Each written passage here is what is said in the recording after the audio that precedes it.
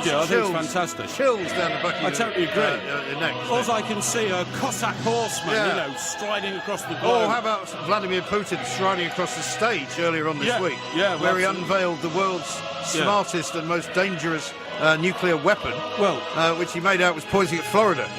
Well, not only that, not only is it the world's fastest and most deadly, but he's also now claims that he's got an underwater drone that can come out of a submarine at 10 times the speed of sound and take whatever bomb it's carrying anywhere else in the world and then just drop it on somebody. Yeah.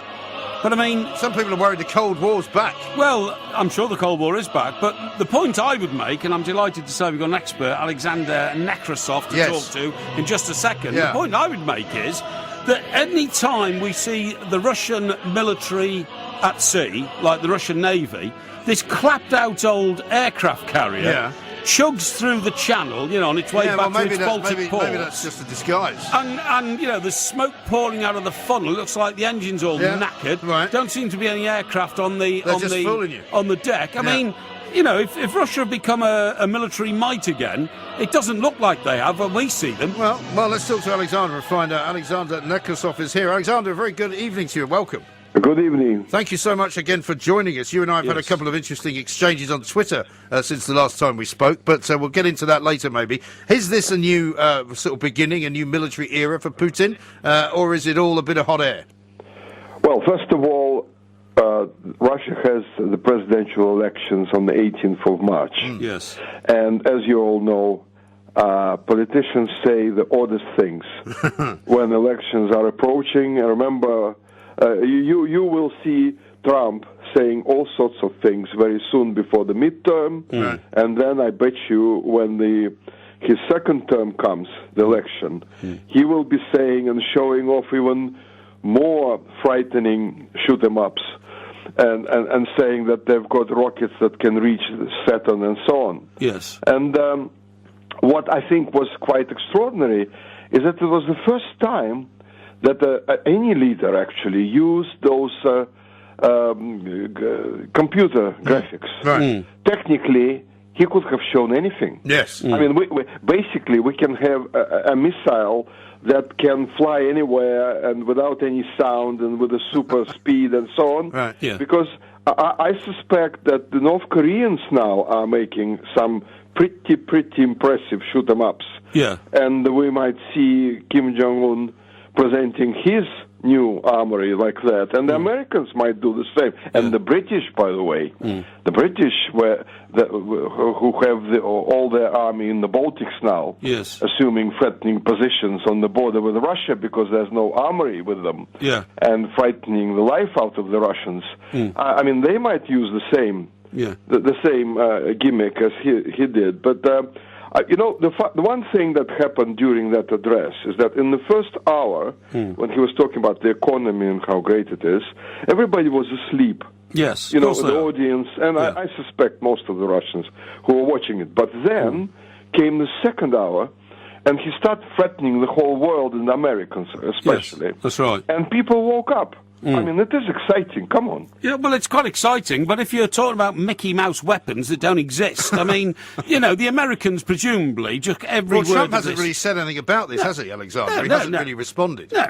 I mean, first of all, guys, this is one thing that everybody must understand. The nuclear weapons are no longer going to be the main armory of all the superpowers. Right. They are going to go away. And both the Russians and the Americans are developing new systems which can be delivered, these missiles, in an hour to the territory of the enemy, right? These missiles will not be using nuclear warheads.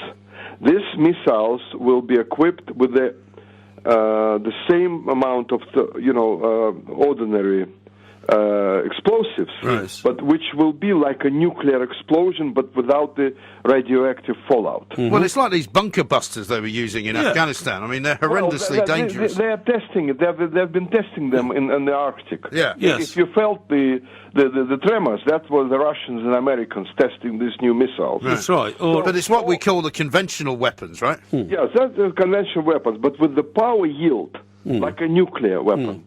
Now, why are they doing this?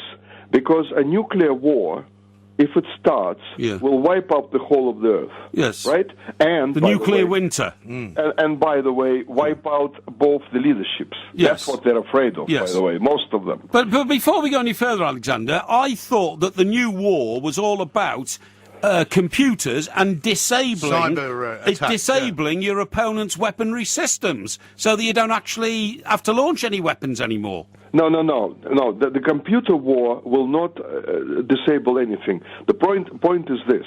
You can blow up all your missiles in your old silos, and the enemy will still be destroyed because the radioactive fallout will destroy the whole Earth. So you don't even... All these, anti-ballistic systems, they're basically not needed. Because you remember Chernobyl, what happened, right? Yes. Now, Chernobyl was only one reactor exploding, right? The whole of Europe nearly died, right? Yeah. So imagine if you explode 100 missiles, nuclear ones, right? So practically that's it, gone. Everyone's gone. Yeah. So what they want to do, they want to replace those nukes with these conventional missiles of the same sort of power, of the same yield, but without this, radioactive destruction of the whole planet. Yeah. Which I find, by the way, very dangerous. Yes, well, I think it's pretty dangerous. It's always difficult when they start ratcheting up the kind of the rhetoric and the propaganda, because as you say, I think you're absolutely right, Alexander. I think this is all about the election. I mean, nobody's in any doubt who's going to win the election, because Vladimir Putin won't let anybody else win. No. But the point is that, he's got an opposite number in the White House who is just as likely to make wild claims and kind of crazy, inventions and say, well, don't worry, we've got bigger bombs. Like he said to Kim Jong-un, we've got bigger bombs than you. Exactly. And when he said that, some people said it was dangerous, but it wasn't the same reaction as to the Putin's was. But by the way, what many people don't know is that Russia played a very important part in the non-proliferation nuclear treaty. Yeah, well, they had to, because they couldn't afford to keep up with the Americans. No. What I'm explaining is that when the USSR collapsed, suddenly we had more nuclear powers because Ukraine still had nuclear weapons, Kazakhstan and Belarus. So that's what Russia did. It said, look, guys, we're going to take those nukes off you because it's very expensive to keep them. Yeah. So, and that is a very important step that Russia made, because you can understand that suddenly all these free nuclear powers surrendered their weapons to Russia. Yeah. That's very important. Yeah. Nobody really remembers that. No. But that's a very important thing. But Alexander, another thing you've got to consider is he claims he's got a missile that now travels at 20 times the speed of sound. I mean, that technology does not exist in the world. If it did, the Americans would have it. Maybe they have got it and they haven't told us about it. But it's ludicrous to claim he's got a missile that can do that. Well, the Americans actually do have a missile, conventional missile, that can reach Russia in 1 hour. In 1 hour? Yes, they do have it now. Why don't they put it in Germany and reach them in 1 minute? It's being tested. Well, Americans don't really want to share their weapons with anyone. And I mean, do you really want Germany to have powerful weapons? Would you like another world war? Well, put them in the United Kingdom then. That's where we put the cruise missiles. No, we don't want them here. Yeah, of course we do. No, we don't. Of course we do. Well, nobody wants any nuclear weapons on their territory which are controlled by another country. Come on. This is not a good idea. No. And Germany should stay away. I'm always happier to see Germany without any army. After. I think most of us are. I think there's quite a few treaties have been drawn up to that effect as well. Exactly. Yeah. How many planes in the German Air Force? 5. Absolutely right.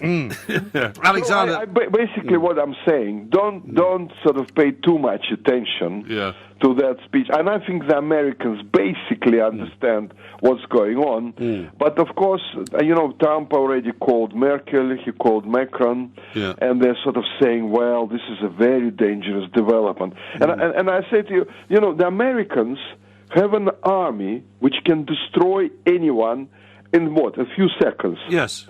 Technically. The Americans' military budget is, 7 times more than the Russian one.